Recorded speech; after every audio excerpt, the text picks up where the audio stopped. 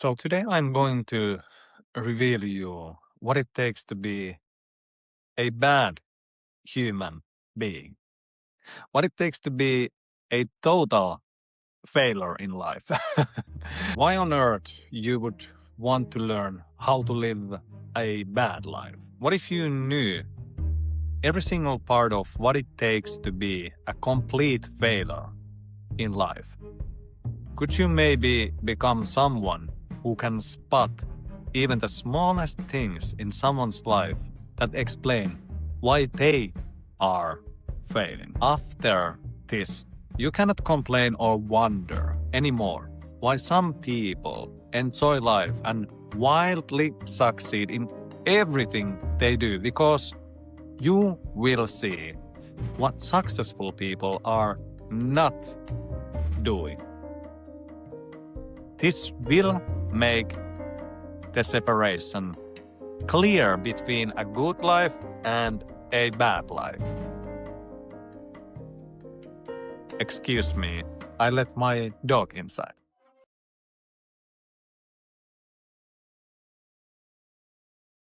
So, let's continue. I have been learning about success for almost a decade now, and following only people who have what I want, which, by the way, you should do as well. What is the point of following someone who is mad, sad, or angry about life or any situation? Because obviously, that kind of person is not happy with life. Only follow people who have achieved what you want in life, or even better, follow people who have the lifestyle you would love to live. This is why I only follow wealthy people who are happy, laughing, and building a good place for all of us to live, spreading the best elements of a life well lived. Here is your first clue: lead, follow, or get out of the way. I will say this once more and write this down. Either you lead or you follow. If not, then move quickly out of the way. If you have something to give that will benefit people, like knowledge, then lead the ones who are thirsty to drink from your well. If you are seeking something, then follow the breadcrumbs, because success leaves clues. Remember this. But so does failure. Unhappy people, bad lives, miserable lives also leave their moldy breadcrumbs all over the place. And when you see those, get out. Change the direction. Seek happiness and freedom, not darkness. And be aware of fake happiness, shiny objects, because many cakes can look beautiful from the outside, but taste like something rotten, like living bugs crawling in your mouth. Nasty, dangerous. You want a cake that not only looks amazing, like it's made from heaven, but also tastes incredible. Something that melts in your mouth. Something perfectly balanced. Something unforgettable. Now, if your life was a cake, what kind would it be? Would you want it to be a flat cake with no decorations? Just simple, dry, blunt, boring, not memorable. Yes, maybe you can eat it maybe there is nothing wrong with it. Maybe it's the simple life, nothing special. Maybe it's a factory made cake, hundreds, thousands, millions of cakes, all made the same way, all with the same ingredients, all tasting the same. You cannot tell if you are eating your cake or someone else. They are identical. You think that's not possible. You think there are no NPC players among us. You think the system hasn't produced human beings who follow the exact same path, living exactly as designed. You think the best way to live a happy life is to work day in and day out, paycheck to paycheck, in a job that doesn't light up your spirit. Well, I have news for you. When you were born, your future was fed to you. Some of us, some of the lucky ones, received different programming than the default path. Once upon a time, there were systems built to guide people into predictable lives, to organize society, to structure behavior. Not necessarily evil, but powerful. And over time, they created flat cakes, people placed into molds, the exceptions, the troublemakers, the ones who didn't fit. They were corrected, controlled, redirected, sometimes through pressure, sometimes through fear, sometimes through emotional conditioning. And slowly, people learned something dangerous: helplessness. Like you may know, they can control an elephant the size of a living room. They start when it is just a baby, because at that stage, it is easier to make it believe what is normal, what it can do, and what it cannot do. They simply tie the baby elephant with a rope around its leg, and the other end is attached to a pole. The baby elephant tries to move, but it cannot. For months, it tries everything, pulling, struggling, fighting, but nothing works. It cannot break free. Now think about that. It's like wrapping a human baby tightly in blankets or sheets so it cannot move. Only the head is free, but the arms are held tightly against the body. Now imagine someone doing that to you now, wrapping you tightly, holding you down. You are sweating. You want to move. You want to get free. How long would you fight? I'm really asking you this. If I tied you up, how long would you try to escape? I can tell you the answer. You would fight as long as your mind still has hold, as long as you haven't given up yet. You see, it's not about how strong you are physically. It's about how long you believe it is possible. And here is what they noticed. It took about 2 months for the baby elephant to give up. After that, it stopped trying. And you might ask, for how long? For the rest of its life. Now, here is the craziest part. When the elephant grows into a massive animal, bigger than a car, it has more than enough strength to break free, but it doesn't. Why?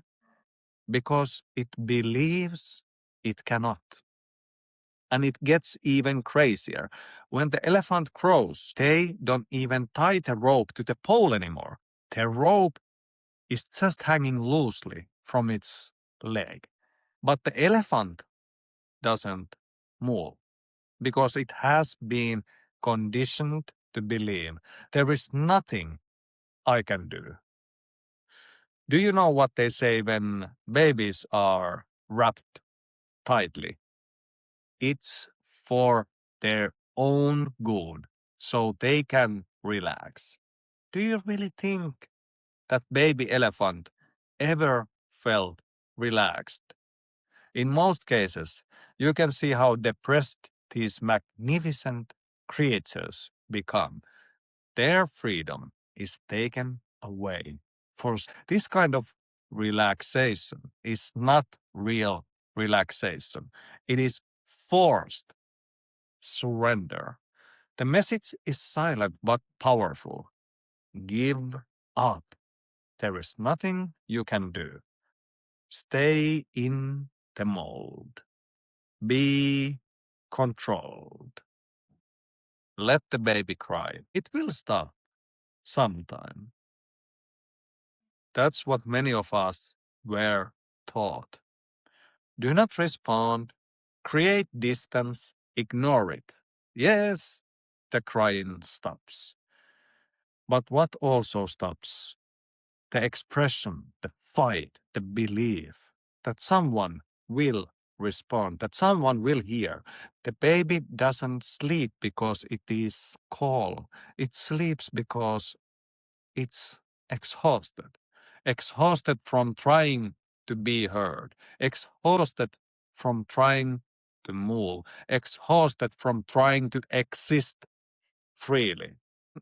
And I'm not saying don't protect the child. Do the opposite. Be the child's safe place. Be the guide. But often we do not act from that place. We act from our own needs. We want silence. We want peace. We want space. And we were taught this, that it is normal, that everyone should have their own life separate. Divide and conquer. The oldest method of control. Divide families, divide individuals, create separation. Everyone has their own life, their own job, their own friends. Even schools measure individuals, not the group, most of the time. Everything becomes me, me, me. And in that process, we lose something: connection, potential, collective strength. So you think you are individual. But when everyone is shaped the same way, you are not unique. You are a product, a factory made cake, flat, predictable, safe. Now, let me ask you something. Do you want to be that? A factory cake? Or maybe the opposite, a smashed cake, broken, scattered, unrecognizable. Nobody wants that either. So what do you want? A fine cake, layered, beautiful, unique, a cake that tells a story, a cake that not only looks incredible but tastes unforgettable. Because now I'm going to give you the recipe, not for success, but for failure, so that you can recognize it, avoid it, and see it clearly in yourself and in others. So here is the receipt for becoming a total failure in life. At least after this, if you want to fail in life, you know how to do it properly. First ingredient. Listen carefully. Failures are always in a state of victimhood. This is obvious, and this is exactly what the system wants. Because even if the slave complains about the master being cruel, the master has already won. There is no such thing as a happy slave. Slavery is designed to create misery and helplessness. So, what does this mean? Whatever you hear someone blaming something or someone else for their situation, that is your first clue. Aha, this person has been conditioned into helplessness. At some point in their life, their power was taken away. They were made to feel small, divided, isolated, controlled, and eventually they gave up. So now they say, it's because of you, it's because of them, it's because of the system. And in that moment, they give their power away. Because if it's not you, then you cannot change it. So remember this. Whenever you say it's because of you, because of them, because of that, you are giving your power away. But if you take responsibility, you take your power back, that doesn't mean blaming yourself. It means leading. And do you remember? Lead, follow, or get out of the way. If the rope is around your leg, do not complain about the rope. Break it, remove it, or find a way around it. And that leads us the second ingredient. Second ingredient. Failures always give up. Winners do not know when to give up. They either win or they win. There is a story. A frog is thrown into a bucket of milk. The frog cannot jump out. If it stops moving, it drowns. So what does it do? It swims and swims and swims until something incredible happens. The milk turns into butter, and now the frog can stand on it and jump out. Think about that. What saved the frog? Not intelligence, not strength, persistence. Now think about this. Michael Phelps once competed with water filling his goggles. He couldn't see. He could have stopped, said, "This is not fair." But he didn't. He kept swimming and he won. Another example, Michael Jordan. He holds records for scoring basketball, but also for missing shots. Think about that. He failed over and over, but he kept shooting. That's the difference. Failures stop. Winners continue. Third ingredient. Failures always make excuses. Winners execute. The funny thing is, successful people are always just the ones who were willing to do the things failures had excuses for. So if you want to fail, make excuses. I don't have time, I don't have resources, I'm not ready, I wasn't born, wherever you think would be better, blah, blah, blah. And remember this quote from Henry Ford. Whether you think you can or you think you cannot, you are right. In both cases. Fourth ingredient. Failures only believe what they can see. There is a saying, first you believe, then you see. But failures reverse it. First I see, then I believe. Sounds logical, right? But here is the problem. If something has never been done before, you will never start if you believe the way that you have to see it before. Imagine you are creating a cake that has never existed, a new design, a new idea. No one has done it before. So there is no proof it works or it's tasty. If you wait for evidence, you will never begin. These are the people who say, stop dreaming. They kill ideas before they even begin.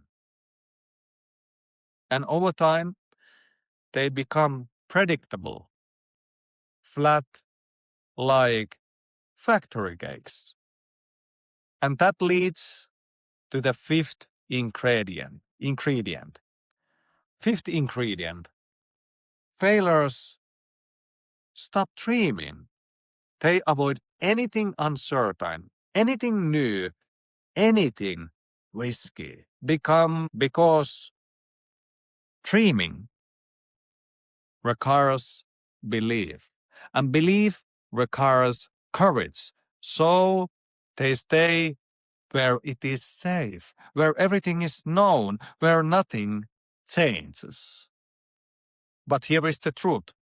A life without dreams is not safe. It's empty or full of crap. Here is the story. There was a man, a shipbuilder.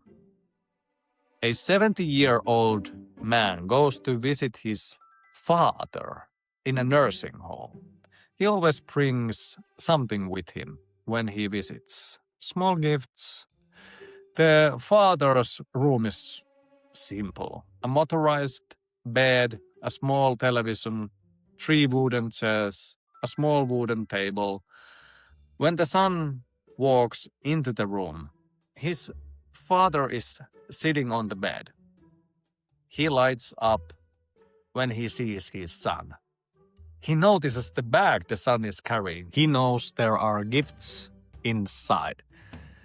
The son sits down next to him, places the bag on the small table. The father eagerly opens it. He starts going through the items. Snacks, socks, underwear, but he's not interested in those. He moves them aside quickly. He's looking for something else. And then he is disappointed. He looks at his son and says, "Why didn't you bring a bottle of alcohol?" The son replies, "I want you to live long." The father answers, "I hope you never die, so you understand that death can be a good thing." Then the father, "My body is getting older every day, but my mind is becoming clearer. I can remember things from decades ago, even my first bank account number from 1952. It feels like everything is becoming clearer, and I finally understand the meaning of life." The son replies, "Wow, that's amazing, father."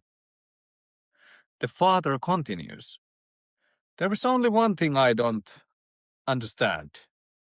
My whole life, I built ships. I was one of the best shipbuilders.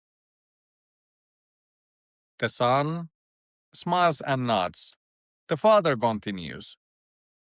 My dream was always to sail, to cut through the waves, to feel the fresh sea wind on my face. Maybe even see a whale and follow it into the endless horizon. Father asks from the son, but tell me, why? Why, my son? Did I never build a ship for myself? That question, I keep asking it again and again, and I cannot find peace.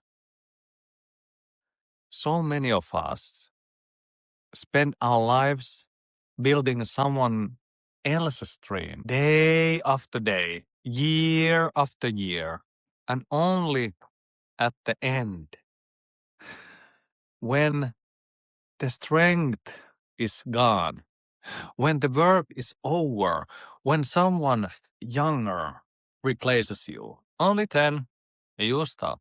You look back, you think, you remember, and suddenly the dream you once had come back. And you realize something painful. You lived, you worked, you survived. But the most important thing was never built. And that's why you often hear older people say, if you want to do something, do it now. Follow your dream. You only have this one life. Wake up. Wake your dreams up again. They are still there. Look deeper. Find them. Start building your own ship today. You can still go to work. You can still support your family. You can still do what is required, but take time every single day, even a little. Build something for yourself.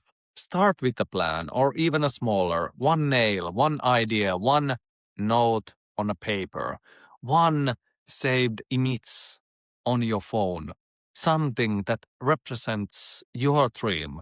One day is a phrase people often hate, but it also carries something powerful. Hope. Hope in something that others may not believe in, but something you must believe in, because only then can you fall in love with your dream someday. Live it. But start today, and at least you will never have to ask yourself, why didn't I start? Because you did. It may never be perfect. It may never be finished, but you tried. You moved. You believed. And that alone is enough to bring peace. The old father continues and says this to his son. And what about you? What do you wish for? What is your dream? It is not too late for you. Your legs are still strong. Your mind is still clear. So do what you have always wanted to do. Now, if we simplify everything we talked about, it comes down to this. Failure is an attitude. Success is also an attitude. Think about this. What does a winner do? Do they cry when they lose and give up? Do they throw their clothes away and say, I will never win? Or do they continue? Train more, do more than required. Failures avoid effort, especially when no one is watching.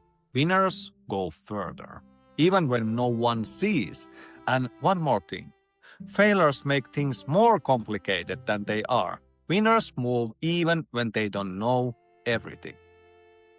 So what are the ingredients of failure? Learned helplessness and blaming circumstances. Giving up, making excuses, always making excuses. Only believing what you can see. Not believing first. Never daring to dream. Never doing extra when no one is watching. Making things complicated. Now, I have one more important question for you, and I need your help. I believe there are more ingredients, more patterns that create failure. So I ask you, what else do failures do? What patterns do you see? Write it down, share it, let others learn from it. Let's build this together. Let's make the invisible visible so that fewer people end up building ships for others and forgetting to build a ship for themselves. Stay healthy, stay wealthy, and live intentionally. Let's play the game of life.